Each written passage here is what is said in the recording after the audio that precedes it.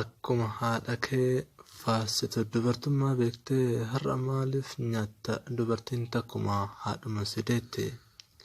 Ulfa waliin nyaattee osoo goota baattuu atis karatta fi biyyeen si haa nyaattu. Gadaamessi ayyoo si baasee of keessaa Rabbiin si haa darbu biyya lafaa keessa. Lafa si waakkata samiin si abaaree natti kottu jedhee mallasaan si laalee situ dhugaa sabaa irra taa'e malee gadaamessa ayyootu gasiin garagalee.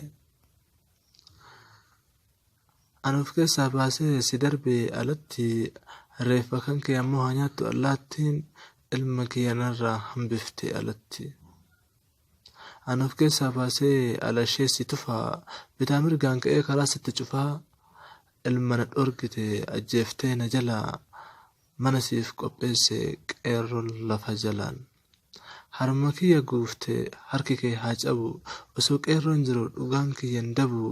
Rabbii gudda bu'ee akka si kuffisu gadaamessi ayyoo sun si haa buqqisu.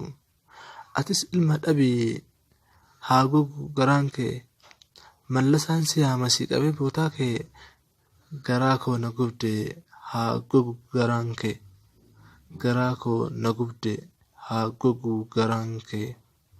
Qopheessaan Abdurrahmaan Hussein.